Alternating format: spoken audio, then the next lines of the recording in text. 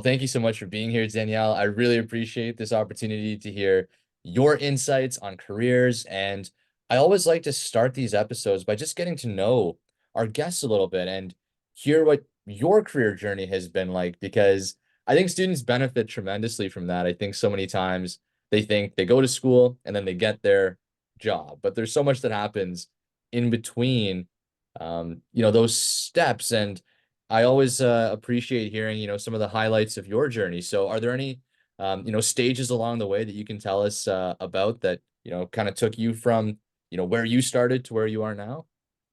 Yeah, mine feels or looks like it's pretty linear because I consider myself student affairs professional, although I work in career. I also work in student success and student engagement and in those areas. And so I've been in student affairs for the majority of my career, and that all started out of being an undergraduate student. And it started from volunteering and getting involved with student leadership positions on campus.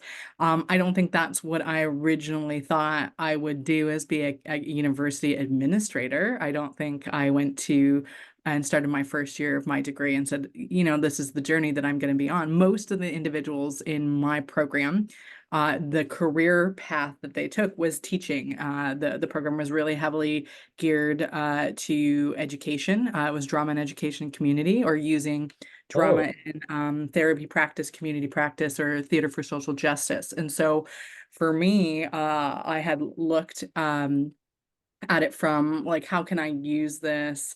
Yes, to learn how to teach, but how do I use this creative medium to either make change or to facilitate learning, to do different types of things. And so in my undergraduate career, as I said, moved throughout different student positions, student leadership positions, projects, opportunities, and then was supposed to be going on to do my master's of teaching and learning at Boise. And while I was sitting in the middle of my student orientation, I actually was more concerned about some of the student programming that was happening around me. And I was like, I want to make that change. And so at that point in time, I decided to actually go into student affairs and student housing particular, and started off as residence life coordinator, worked my way through some of the leadership roles there, and then ended up here on the island and worked in international education at my current university, and now in career and student engagement. So it is taken kind of, it's fairly linear, but at the same time, I think what I allowed myself is I subscribe to the chaos theories of career, that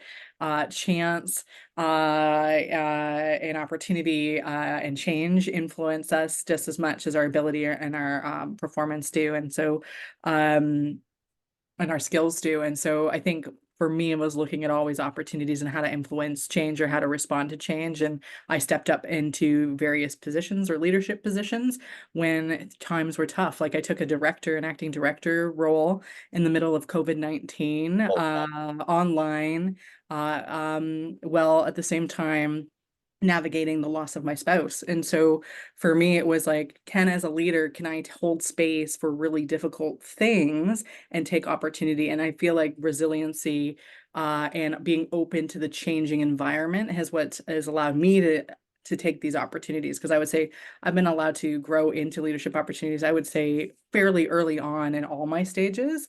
And not because I think my skills or ability are better than anybody else, but because I was willing to look at change, to be flexible and to be resilient and through really difficult circumstances and hold tension for that space. And that's kind of where I am. So now I'm director for Center for Experiential Learning and Student Engagement in my current institution. And I owe that to just the opportunities that were available. wow. Well, thank you for the background insights there, Danielle. I really appreciate getting to hear people's stories, and I think it helps, especially in these episodes, understand where people's perspective comes from. And I'm terribly sorry to hear about your spouse. I hope you're surrounded by support and people that are there for you. Thank you for sharing that with me.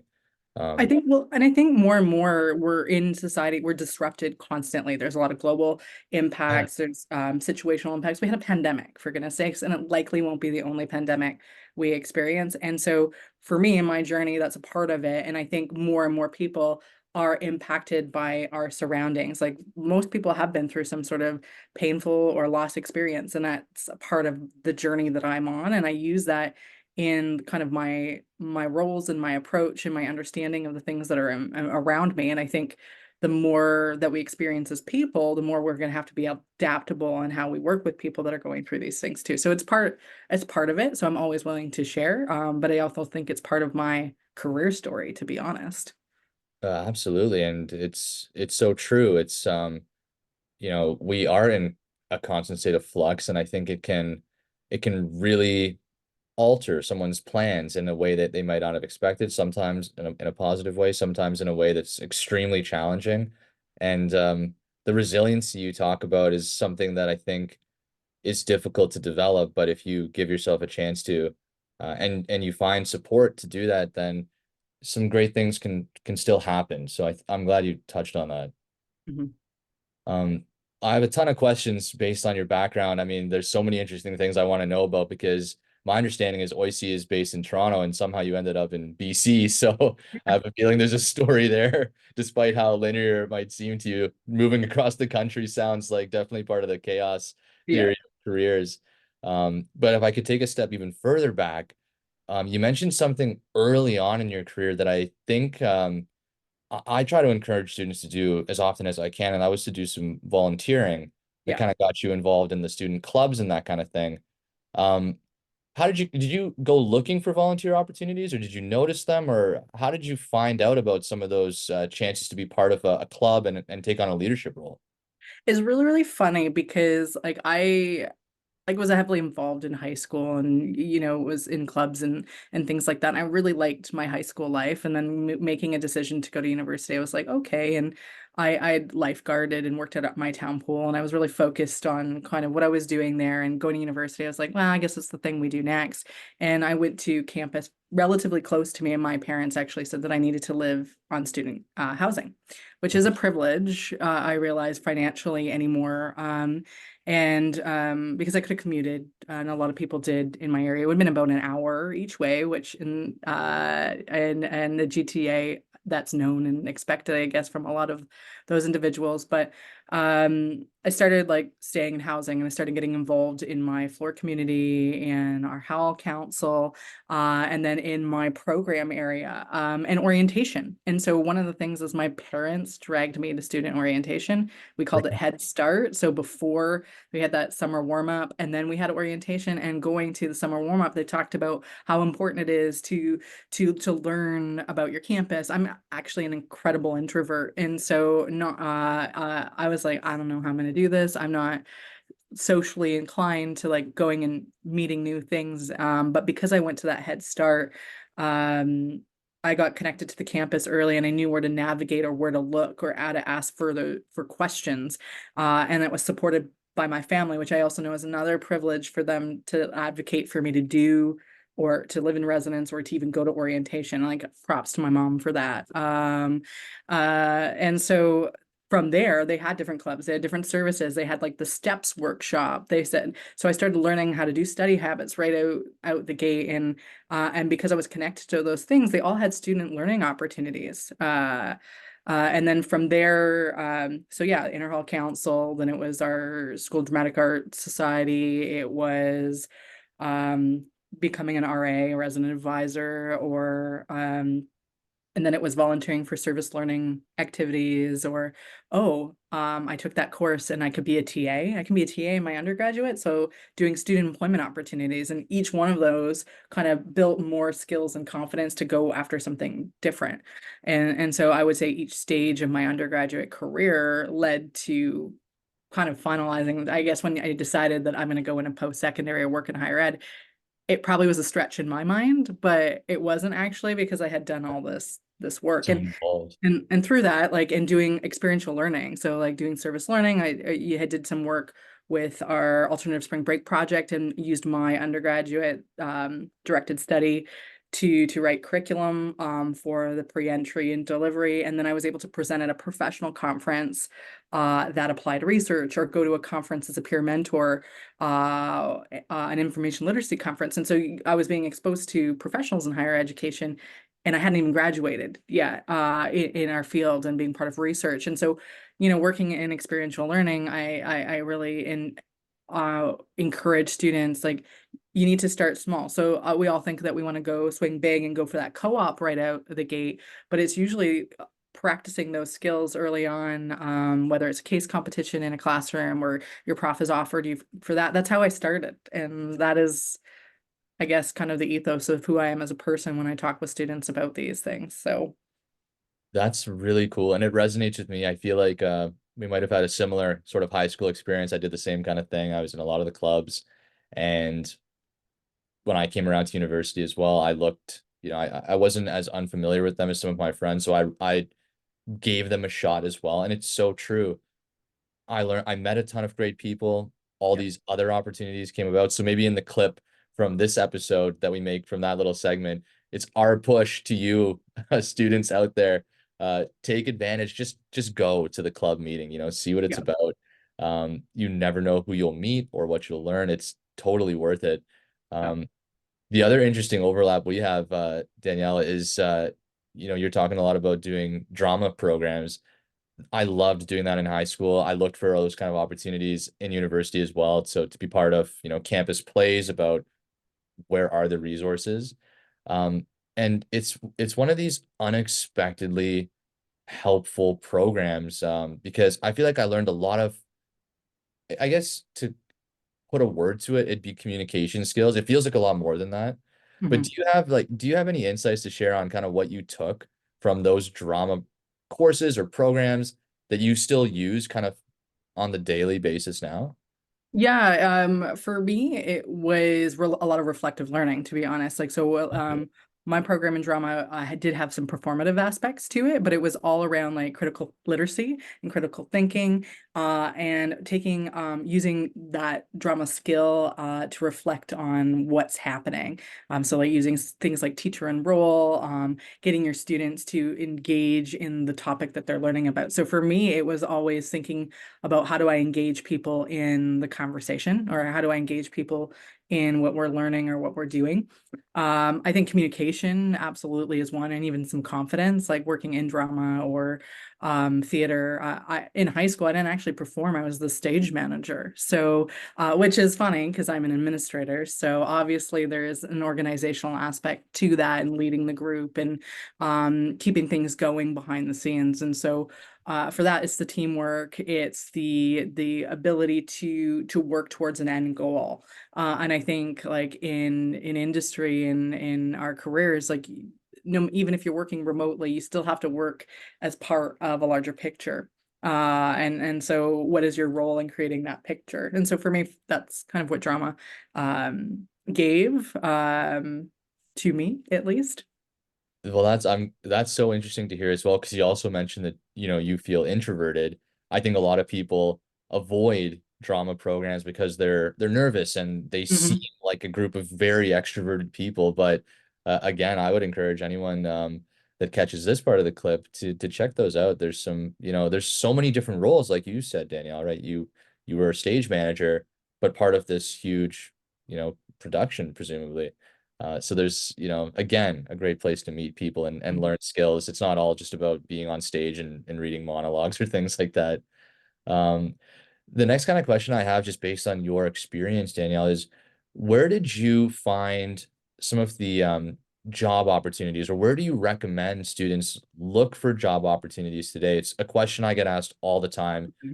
How do I find a job, or how do I find an opportunity? Do you have any insights to share on that? Yeah, like there's so many places now and spaces. So most colleges and universities have some sort of job board that is posting with employers that they have partnerships or actively seeking students or graduates of their program. And so, like, one of those areas is, if you haven't checked out your career services, I think that's a place to go. They're also going to teach you, at least we do, job search strategies. So how to actually search through those jobs. LinkedIn obviously has lots of postings, and then there's various job posting platforms out there. But it's also with your networks, like who do you know and who do they know, and what are the opportunities that are presenting to them. And so obviously there's tons of job boards out there that people can use, but I'm like, start with your, if you have not gone to your campus career center or to a will faculty or will a co-op coordinator, I encourage you to do that because they're going to give you kind of the tools or the guidance of where you can find those job postings.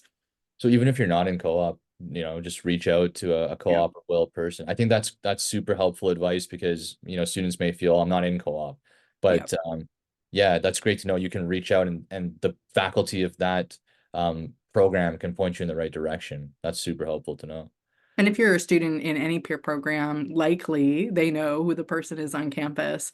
As oftentimes these programs we have, we want students to come to us, or we try to go where they are. So I think it is an I think oftentimes we all think that we know how to do these things innately. You're like, I know how to find a job, or I know how to find, because maybe mom got you your first job, like me. She talked to the arena manager, and I was a canteen girl at the Oh, right municipality, on. and then I became a lifeguard. But I had to do the work to do that aspect and interview. Um, but it's sometimes like that's how it starts. So you may have only had your opportunities through someone you've known, which is fine. However, it actually takes skill to look and to know what to look for and how to search for jobs. And so, but think your schools are trying to do you a solid by giving you the start the start to do this by giving you access to those resources, oftentimes for free. So That's again just super helpful. And I try to remind students that every chance I get, reach out to the career services team. There are, incredibly dedicated professionals excited to help. So we always try to encourage students, yeah, find your career center. Um, they're there and ready to help. But you mentioned something else here. So you're right, even if you got that opportunity from a parent or family or friend, you still have to do the interview. So have you noticed anything that students are doing today that's kind of a red flag, something you would say, you're noticing if a student does this, they're probably not going to get the job. Does anything come kind of top of mind as a red flag? I think pretending they know how to do it. Like even as someone as a professional, and I'm learning more about career, like that was not my area of expertise coming into this role. And I've been doing aspects of career theories, career development, job search strategies, those types of things, and how much I didn't know and still don't know. And so the fact is that you need to prepare for this just as much as you prepare for anything else in your classroom and your schooling. And so that's preparing for your interviews, preparing your resumes, preparing to do informational interviews to learn more about your profession and your industry. Yeah, there is a whole aspect of these things that I think that's the biggest red flag is when someone's like, "Oh, I know how to do this already," and I'm like, a resume is a document that is living and needs to be continually updated. So when you're telling me you already know how to do it, you may know a template, perhaps, or you may have had to do it before, but do you know all the things that are involved with that? Okay, that's really helpful to know. Yeah, so not kind of overstating what you can do. You're Maybe, confident. yeah. I love that you're confident, but Yeah.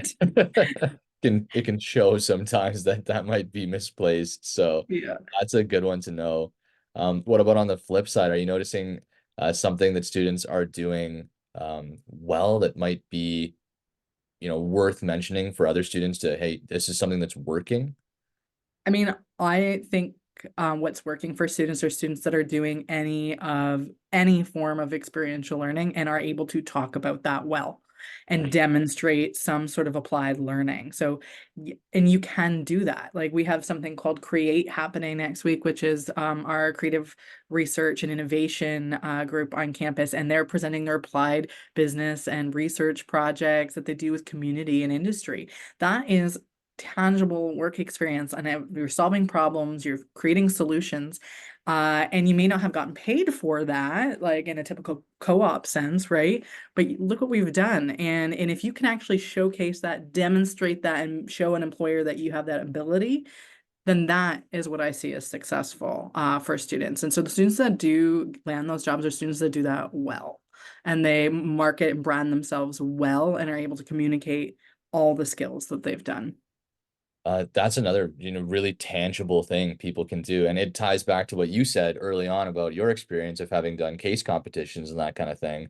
I Mhm. hear a lot of students ask me, oh, what do I say if I don't have work experience? And, it's doing things like that that suddenly give you an answer. Oh, well, I haven't had the job, but I have done this. So, You uh, name it. yeah, that's really helpful. Um, Thanks for mentioning that one. And you said there's an event coming up at VIU next week. Yeah, it's through our research or research and creative activity department, and they run a week on it, and they students showcase their research. They have a pitch activity for innovative ideas. So to me, when students take part of that, it's one exciting, and they bring industry and partnerships in, and so. Like we have our career pair team doing a bit of a career booth throughout Create as well to say, I said the biggest thing that I think students need to know is how to talk about what they've done here on a Exactly. resume or in an interview. And so what they were working on is like, what are the skills that the students have been learning here? And so that's how we kind of try to partner with different service areas on campus to showcase that like all the things that you're doing help broaden and really focus you on your career journey because students are careerists. They want to see how this is going to get me here. And if you can show them that and talk about that and teach them how to do that, I think they're ready, right? So, and then we Definitely. know, and then if students go into an internship, we know that employers love that because it actually prepares them for the marketplace. Okay, so we'll make sure to try and get this posted early sooner than later so we can raise some awareness about that. And can students come and spectate if they're not part of the competition? Yeah, it's open in the cafeteria all week and through the library. Like there's lots of things that student activities can be done, and then faculty adjudicate and service staff adjudicate. It's really like a really connected activity that we all are a part of community and applied research projects and innovation at VIU. So I really love their approach to it. That's really cool. I find that always a helpful first step for students that, are too nervous to maybe enter an idea, but just being there and seeing it and going, oh, that's what it is. Maybe I could do that. It's nice sort of to know you can just be there, observe it, and then hey, maybe next year you're competing. You never know. Doing it, yeah. That's really cool. The last kind of question I have for you here, I don't have too much more of your time, is just about the opportunities that maybe are going to start becoming available to students. So are you noticing any industry trends, um, exciting new fields or yeah, opportunities in general that you think maybe students should consider learning a bit more about? Anything like that? Well, one I think is like if students can start thinking about their career not as just the end destination, but an ongoing destination. So starting young and having those conversations of like, what are the problems that I want to solve in the world? Because boy, do we have some. Yeah. I think we're ripe for disruption. And so, well, we are disrupting, right? And so there's lots like if you're paying attention to your labor market needs, your provincial needs, like they will say these are the jobs that we need in X amount of years. I think some of the things that are interesting that are coming up will be anything related to climate adaptation or adaptation. And so technologies or industries that are associated, everything like even from agriculture and farming are going to be transformed and how we have to think about that. And anything related to AI and machine learning and specialist within that area. Like think about how quickly like ChatGPT came on the market and or I mean even your own product is an AI tool, right? And so how much and how ready are we positioning yourself to even more change within that and what can be your specialty within that? Because if you're positioning yourself not just to your skill and ability, but also to the change, that Mhm. chaos theory of careers, how are you looking? So what are we looking at that's happening? What are the problems that exist in this world that we need to solve? And so healthcare and transformation and adaptation in healthcare and industry and tech that supports that to even transformation of our policies and procedures, data analysts. I think those are the things where I think they look more interesting. But again, like leave it to another pandemic or leave it to another climate disaster to tell us what we actually do need. And sometimes it's a little bit too late for that. So, I think look at what has happened and then look what we has been projected over the last few years and say like, where can I position myself and what are the things that I'm interested in and how is tech shaping that? And um I was listening to, I think it was CBC this week, and they were doing an interview with someone from the UK because they were talking about how AI is going to impact specific lower entry work, or reception work, or administration work. And they were saying, well, this isn't a problem. This is an opportunity because it's actually our opportunity to reskill and actually refocus on some of our social service initiatives and areas that we need because we're going to need people there. So I think I see that as well. We have social service industry like needs, and how are we, and that's why I think post-secondary is so important. I think we're ripe for disruption. We are going to change and we have to change. Um, and I think it's how we position to realize that our worker force generation is going to always have to be upskilling and changing. And labor is the labor market is actually predicting that for us. So what are our relationships like? But that's me. I will leave it there, and I'm sure everybody has an opinion about this that differs. So, Oh, for sure. But that I definitely agree with what you're saying there. And I think the start that you had such a cool starting point for it, think about the things you want to change. I think that's a great place to start. What are you hoping to do? There's tons of ways to help. And if you come from a place of, it's something that you're passionate about, uh, there really is this amazing opportunity right now to do something new and make an impact. And it's so true, it's not just about learning how to use AI. It's the fact that, oh, this does really present a new opportunity to take on a more human role. Maybe you don't have to do as much data entry and you can do a little bit more talking to people, and you never know what can come of that as well. So I think those are really helpful insights, Danielle, and thank you so much for spending the time with me today to share these. I feel like we're just scratching the surface, so hopefully you'll come back and join us again for another episode one day. I uh, love it. but yeah, thank you so much. Any other thoughts you'd like to leave us with before we sign off here? Well, it's always a journey, right? And careers are, and it's that's part of whole life. And so what we do, we are not what we do. That's not who our identity is. But we have the opportunity to journey around side that and bring in all aspects of our life into that work. So I don't know. I'm excited kind of for the future. I know I talked about disruption and challenge and change, and I think with that change brings so much opportunity. And so just for people to be hopeful and to know that like your skills will be valuable and needed, but you have to be an active participant. Like you have to be active participant in the journey. I have to say, one of my favorite things about doing this podcast is how much I learn. So that's a really nice reminder for all. But I appreciate that reminder as well, Danielle. So thank you Yeah. again. Thank you. Awesome. Have a great weekend, and hopefully we'll have you back on soon. Yeah, happy Friday. Take care. Bye. Bye.